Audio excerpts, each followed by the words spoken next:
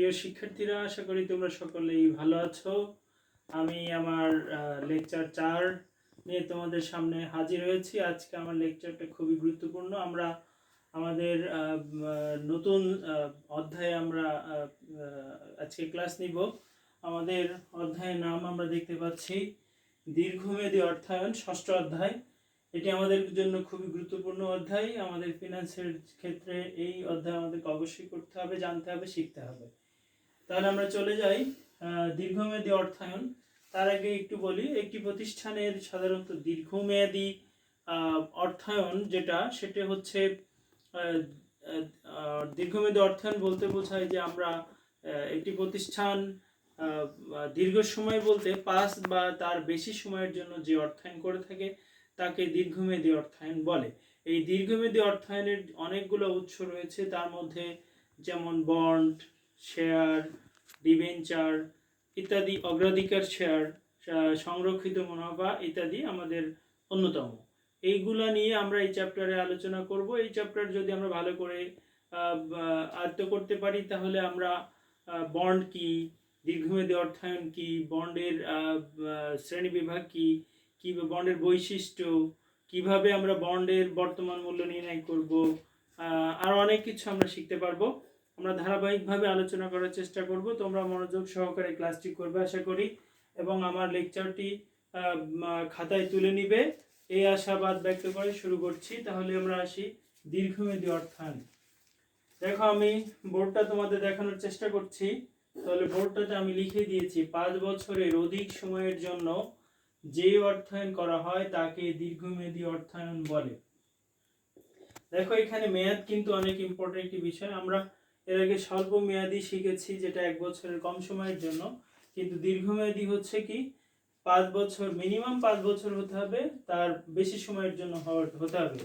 তারপর আমরা লিখেছি একটি প্রতিষ্ঠানের দীর্ঘমেয়াদী সম্পদ যেমন যন্ত্রপাতি, আসবাবপত্র ইত্যাদি ক্রয়ের জন্য দীর্ঘমেয়াদী অর্থায়ন ব্যবহার করা হয়। তাহলে দীর্ঘমেয়াদী অর্থায়ন কি ক্ষেত্রে ব্যবহার করা হয় সেটা এখানে বলা হচ্ছে। আর দেখো, জে হ্যাম্পটন আমাদের একজন অর্থনীতিবিদ, তিনি বলেছেন 7 থেকে 10 বছরের বেশি মেয়াদী ঋণকে দীর্ঘমেয়াদী ঋণ বা অর্থায়ন বলে। তাহলে আমরা দেখতে পাচ্ছি যে দীর্ঘমেয়াদী অর্থায়ন কি কি কাজে ব্যবহার করা হয়। যখন আমি একটি প্রতিষ্ঠান যখন শুরু করব, তখন আমাদের যারা ব্যবসা করে থাকে তাদের কিন্তু 1 মাস, 2 মাস বা 1 বছরের জন্য ব্যবসা করার টার্গেট থাকে না। তাদের টার্গেট থাকে যে আজীবন তারা ব্যবসা করবে বা অনেক বছর ধরে তারা ব্যবসা করে প্রফিট অর্জন করবে। সেই লক্ষ্য নিয়ে তারা বড় বড় শিল্প প্রতিষ্ঠানগুলো কি করে থাকে, তারা বিভিন্ন বিল্ডিং ক্রয় করে, জমি ক্রয় করে, তারপরে শিল্প প্রতিষ্ঠান বা ব্যবসা বাণিজ্য করার জন্য তাদের আসবাবপত্রের প্রয়োজন হয়, যন্ত্রপাতির প্রয়োজন হয়। এই সকল যে জিনিসগুলো তাদের দরকার দীর্ঘ সময়ের জন্য, সেই সকল জিনিস ক্রয় করার জন্য বা প্রতিষ্ঠানে নিয়ে আসার জন্য এই অর্থায়ন মূলত করা হয়ে থাকে। তাহলে দীর্ঘমেয়াদী অর্থায়ন কারা করে থাকে? দীর্ঘমেয়াদী অর্থায়ন সাধারণত বড় বড় কোম্পানি বা শিল্প প্রতিষ্ঠানগুলো এই দীর্ঘমেয়াদী করে থাকে, অর্থাৎ তাদের জন্যই, বৃহদায়তন শিল্প প্রতিষ্ঠানের জন্যই দীর্ঘমেয়াদী অর্থায়ন প্রয়োজন। আমরা এর পরবর্তী টপিকসে চলে যাব। আমাদের পরবর্তী টপিকস হচ্ছে বন্ড। তাহলে আমরা মুছে দিই। আমরা দেখতে পাচ্ছি বন্ড কি।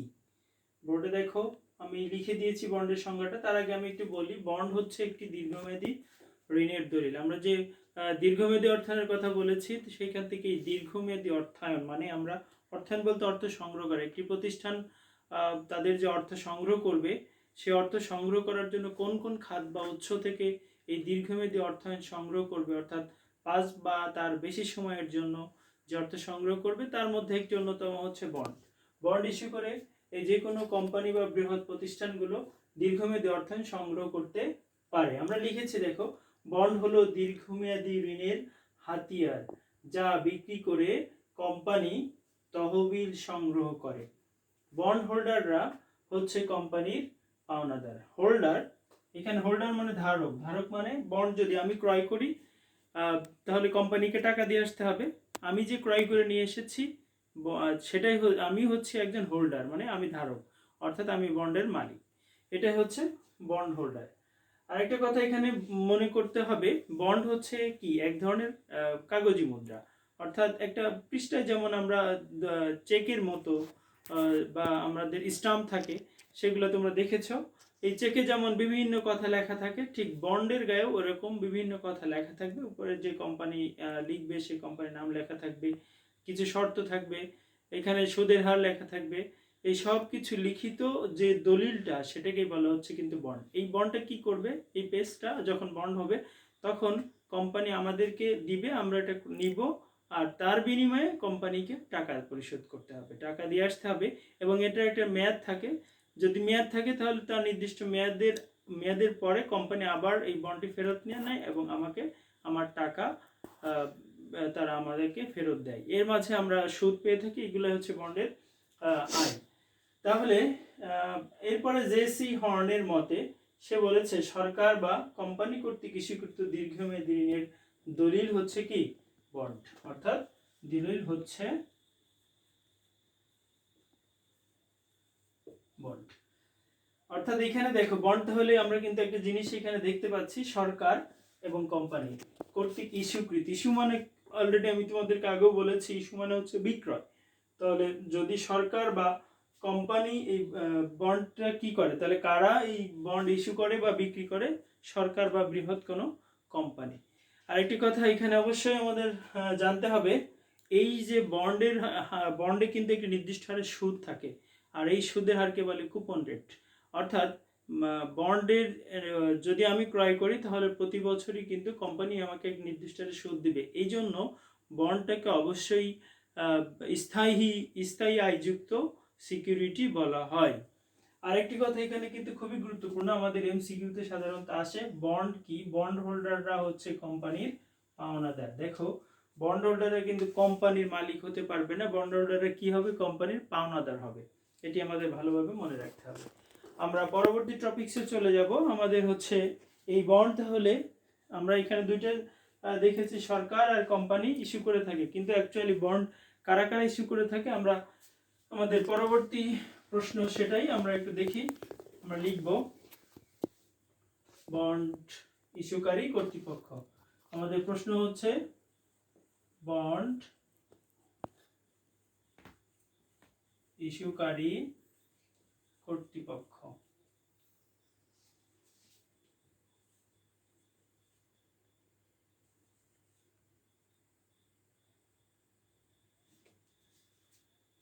বন্ড ইস্যুকারী কর্তৃপক্ষ।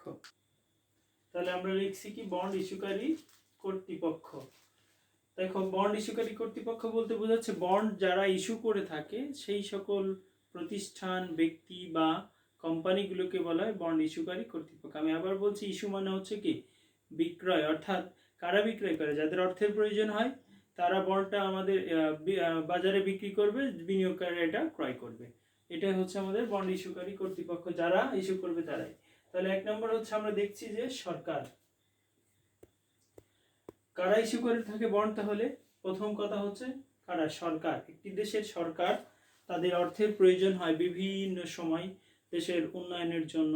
যে অর্থ ব্যয় হয় সেই অর্থ অনেক সময় তারা সংগ্রহ করে থাকে কিসের মাধ্যমে? সরকার বন্ড ইস্যু করে থাকে। তাহলে সরকার যে বন্ড ইস্যু করে থাকে সেই বন্ডটাকে কিন্তু বলা হয় ট্রেজারি বন্ড। এই বন্ডে যদি কোনো বিনিয়োগকারী অর্থ বিনিয়োগ করে তাহলে তার কোনো লস হওয়ার সম্ভাবনা হবে না, কিন্তু তার আয়ের পরিমাণ সেক্ষেত্রে কম। কারণ কি? এখানে ঝুঁকি কম, আর আমরা জানি যে ঝুঁকি কম হলে আয়ও কম হয়। যার কারণে কিন্তু ঝুঁকি কম বলতে সরকারি বন্ডে ঝুঁকি নাই বললেই চলে। তাহলে সরকারি বন্ডে ঝুঁকি নাই, ঝুঁকিমুক্ত আয়ের হার। অর্থাৎ তাহলে কারা ইস্যু করে? সরকার। যে কোনো দেশের সরকার তাদের অর্থের প্রয়োজন হলে বন্ড ইস্যু করতে পারে। তাহলে সরকার একটি বন্ড ইস্যুকারী কর্তৃপক্ষ। 2 নম্বর আমরা দেখতে পাচ্ছি কোম্পানি বা কর্পোরেশন। কোম্পানি বা কর্পোরেশন যখন তাদের কোনো কোম্পানির যখন অর্থের প্রয়োজন হয় তখন তারা বন্ড ইস্যু করতে পারে। এই সকল যেমন বাংলাদেশে রয়েছে ইসলামী ব্যাংক, বিভিন্ন ধরনের ব্যাংক তারা বন্ড ইস্যু করে থাকে, সোনালী ব্যাংক তারা বন্ড ইস্যু করে থাকে। তারপর হচ্ছে বিভিন্ন মিউচুয়াল ফান্ড রয়েছে, তো সেগুলো বন্ড ইস্যু করে থাকে। তাহলে কোম্পানি বা কর্পোরেশন, যে সকল কোম্পানি বা কর্পোরেশন বন্ড ইস্যু করে তাদেরকে বলা হচ্ছে বন্ড ইস্যুকারী কর্তৃপক্ষ। 2 নম্বর হচ্ছে বৈদেশিক বন্ড।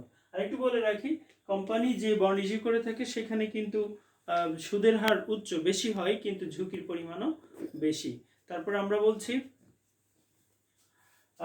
বৈদেশিক সরকার বা কোম্পানি।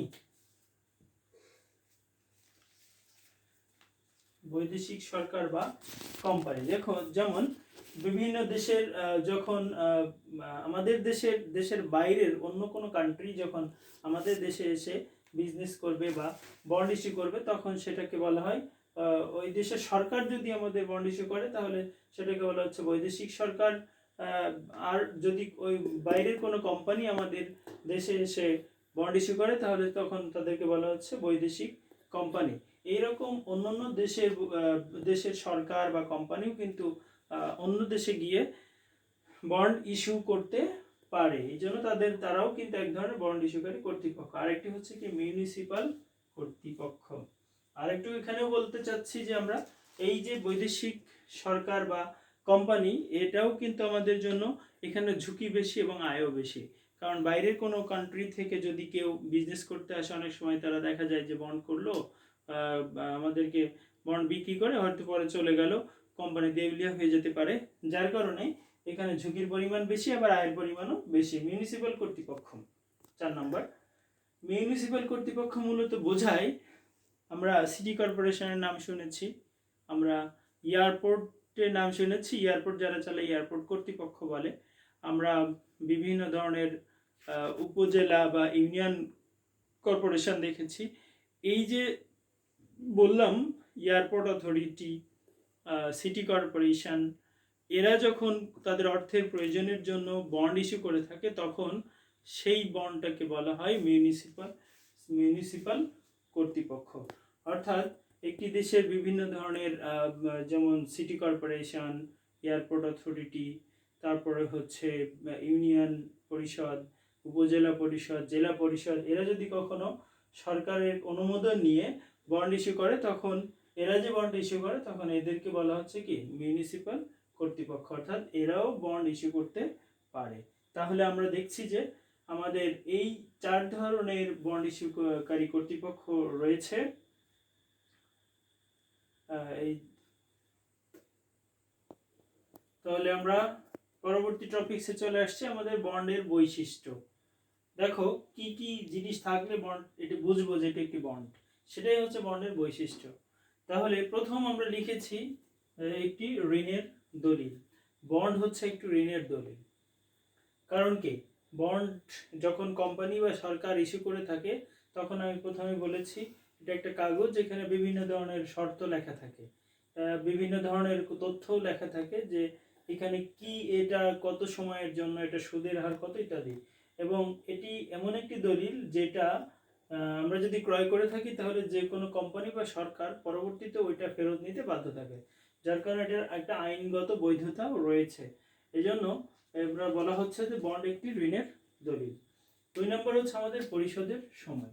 বন্ড 2 ধরনের হতে পারে, একটা হচ্ছে পরিশোধিত বন্ড হতে পারে, আর একটা হচ্ছে অপরিশোধিত বন্ড হতে পারে। যদি পরিশোধিত বন্ড হয় তাহলে স্পষ্ট করে উল্লেখ থাকবে এটা পরিশোধিত বন্ড, আবার যদি অপরিশোধিত হয় তাহলে স্পষ্ট করে উল্লেখ থাকবে এটা অপরিশোধিত বন্ড। অপরিশোধিত বন্ড হলে তার কোনো মেয়াদ থাকে না, আর যদি পরিশোধিত বন্ড হয় তার নির্দিষ্ট করে অবশ্যই বলে দিবে এটা কত সময় পরে, কত বছর পরে এই বন্ডটি পরিশোধ করা হবে। অর্থাৎ পরিশোধ বলতে বোঝাচ্ছে আমরা যদি কোম্পানির কাছ থেকে বা সরকারের কাছ থেকে বন্ড ক্রয় করে নিয়ে আসি, তাহলে কোম্পানি ধরে নাও, কোম্পানি উল্লেখ করে দিন 5 বছর এটার মেয়াদ। 5 বছর পরে গিয়ে কোম্পানি আমাদের এই বন্ডটি আবার ফেরত নিবে, আর আমার যে টাকা, আসল টাকা, এটার থেকে হয়তো বেশিও দিতে পারে অথবা কমও দিতে পারে, সেটা কিন্তু তারা ফেরত দিয়ে দিবে। তাহলে অবশ্যই বন্ডের গায়ে পরিশোধের সময় লেখা থাকবে। 3 নম্বর হচ্ছে আমাদের সুদ প্রদান। কোম্পানি অবশ্যই যারা বন্ড ক্রয় করবে তাদেরকে প্রতি বছর একটি নির্দিষ্ট হারে সুদ প্রদান করবে। কত সুদ প্রদান করবে সেটা তারা অবশ্যই উল্লেখ করে দিবে। 4 নম্বর হচ্ছে আমাদের হস্তান্তর যোগ্যতা। দেখো, হস্তান্তরযোগ্যতা বলতে বোঝাচ্ছে যে হাত বদল করা, অর্থাৎ এই বন্ড চাইলে আমরা যে কোনো সময় একজন আর একজনের কাছে হস্তান্তর করতে পারি, আর একজনকে দিয়ে দিতে পারি, কিন্তু ফ্রি দিব না। আমরা যখন যদি মনে হয় যে আমার এখন অর্থের প্রয়োজন, তাহলে আমরা এই বন্ডটা অন্যের কাছে বিক্রি করে দিতে পারি। অর্থাৎ এটাকে বলা হচ্ছে যে এই বন্ড অবশ্যই হস্তান্তর করা যাবে। দ্বিতীয় কথা হচ্ছে কি, ভোটাধিকার। ভোট, অর্থাৎ ভোট দেওয়ার অধিকার আমার আজ থাকবে কিনা। যদি আমি বন্ড ক্রয় করি, তাহলে ওই কোম্পানির কোনো সিদ্ধান্তের জন্য বা কোনো প্রয়োজনে যদি ভোট হয়, তাহলে সেই ভোট আমরা দিতে পারবো কিনা। দেখো, আমরা কিন্তু যখন প্রথমেই বলেছিলাম সংজ্ঞার মধ্যে, বন্ড যারা ক্রয় করে, বন্ড হোল্ডার বা বন্ডের যারা মালিক, তারা কিন্তু কোম্পানির পাওনাদার। তো পাওনাদাররা তো কখনো মালিক হতে পারে না, আর মালিক না হলে কিন্তু ভোট দেওয়া যায় না। সুতরাং এখানে অবশ্যই বন্ডের ক্ষেত্রে বন্ড হোল্ডারদের কোনো ভোটাধিকার থাকে না। 6 নাম্বার হচ্ছে কি, লিখিত মূল্য। লিখিত মূল্যের ইংরেজি হচ্ছে কি, ফেস ভ্যালু। ফেস ভ্যালু হচ্ছে কোম্পানি যে মূল্য নির্ধারণ করে দেয়, সেটাকে বলা হচ্ছে কি লিখিত মূল্য। বন্ডের গায়ে অবশ্যই এই লিখিত মূল্য কোম্পানি বা সরকার নির্ধারিত মূল্য লেখা থাকে। তারপর আমরা চলে যাব কুপন মূল্য। এটা কিন্তু খুবই গুরুত্বপূর্ণ। কুপন মূল্য হচ্ছে কি, বন্ডের গায়ে যে সুদ লেখা থাকে তাকে বলা হয় কুপন হার। অর্থাৎ বন্ড যে সুদটা প্রতি বছরে বিনিয়োগকারীদেরকে পরিশোধ প্রদান করে, তাকেই বলা হচ্ছে কি কুপন হার বা কুপন, আমরা লিখেছি কি কুপন মূল্য। তাহলে আমরা দেখতে পাচ্ছি বন্ডের বৈশিষ্ট্য এখানে মোটামুটি 7টা আমরা দিয়েছি, বেশি ইম্পর্টেন্ট আরও আছে, তোমাদেরকে বই দেখতে হবে, বই থেকে আরও ভালো করে পড়তে হবে। আশা করি তোমরা আজকে আমার এই ক্লাসটা বুঝতে পেরেছো। আমরা আলোচনা করার চেষ্টা করেছি দীর্ঘমেয়াদী অর্থায়ন কি, তারপরে আমরা আলোচনা করার চেষ্টা করেছি বন্ড কি, বন্ড কারা ইস্যু করে থাকে, অর্থাৎ বন্ড ইস্যুকারী কর্তৃপক্ষ। আমরা তারপরে সর্বশেষ আলোচনা করেছি বন্ডের বৈশিষ্ট্য। এগুলা ভালো করে বাসায় আবার পড়তে হবে এবং চর্চা করতে হবে।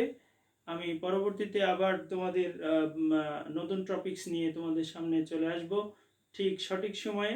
ততক্ষণে তোমরা ভালো থাকো। আল্লাহ হাফেজ।